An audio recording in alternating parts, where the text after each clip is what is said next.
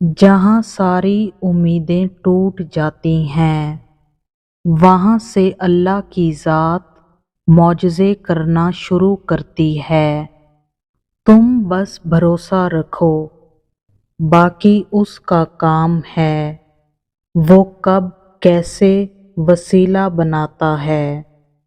آزمائشوں سے ڈرو مت، وہ ذات اپنے پیاروں کو ہی مشکل میں ڈالتی ہے، لیکن یاد رکھنا وہ ذات کبھی اکیلا نہیں چھوڑتی۔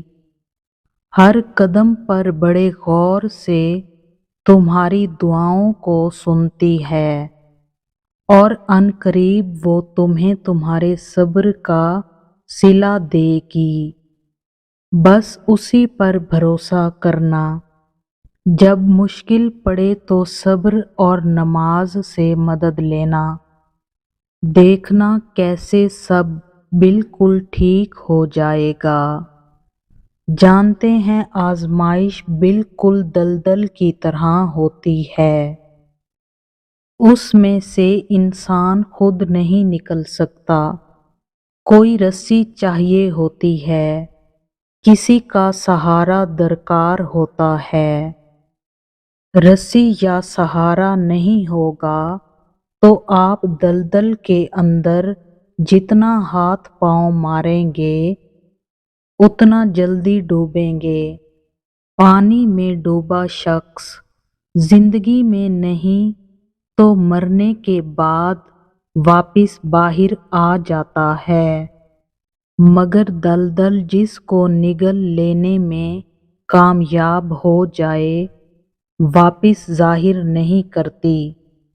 لیکن جو شخص کسی رسی یا سہارے کے ذریعے دلدل سے باہر نکل جانے میں کامیاب ہو جائے تو وہ اگلی کسی دلدل سے نہیں ڈرتا۔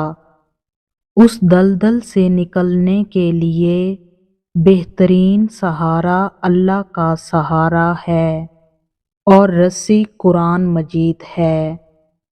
یقین رکھیں یہ اگر آپ نے تھام لیا ہے تو کوئی دلدل آپ کو نگل نہیں سکتی۔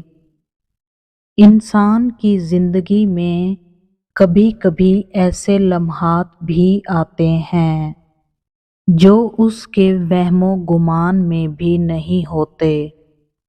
ان کو بسر کرنے کے لیے سب سے اچھا طریقہ یہی ہے کہ ان کو بغیر روئے شکوہ کیے گزر جانے دیا جائے۔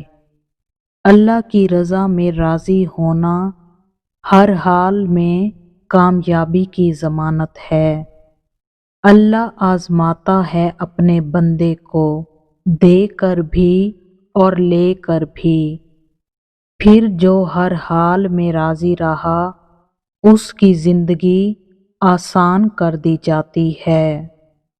سب سے مضبوط سہارا بس اللہ کا ہے، جو کبھی ہمیں اکیلا نہیں چھوڑتا۔ اگر ہم اسے نظر انداز کریں تب بھی وہ ہمارے لوٹ آنے کا منتظر رہتا ہے۔ کبھی سکھ دے کے اپنی جانب بلاتا ہے تو کبھی دکھ کی بھٹی میں جلا کے کندن بنا دیتا ہے۔ جب جب اسے پکارو وہ پکار کو سنتا ہے۔ لوگ پوچھتے ہیں کہ آزمائش اتنی لمبی کیوں ہوتی ہے؟ آزمائش کب ختم ہوگی؟ جب اللہ پر توکل ہے تو اس کی آزمائش پر کیوں نہیں؟ جتنا تمہارا توکل اور یقین مضبوط ہوگا اتنا ہی امتحان مشکل ہوگا، تاکہ اللہ دیکھ سکے کہ جس کامل یقین کا تم اعتراف کرتے ہو وہ دل سے کہتے ہو یا ذرا سی مشکل تمہارا توکل توڑ سکتی ہے۔ آزمائش ہمیشہ کے لیے نہیں رہے گی۔ کیونکہ پھر اللہ چن لیتا ہے انہیں جو شکوہ نہیں کرتے۔ وہ کبھی تمہیں تکلیف میں مبتلا نہیں کرتا اور نہ ہی وہ تمہیں تکلیف میں دیکھ سکتا ہے۔ اسی لیے جب تمہیں کوئی چیز ستانے لگتی ہے تو وہ اس کو تم سے دور کر دیتا ہے۔ جب تم خوشی کے ذریعے اس تک پہنچ نہیں پاتے تب وہ ایسے حالات پیدا کر دیتا ہے کہ تم اس کی طرف دوڑے چلے جاتے ہو۔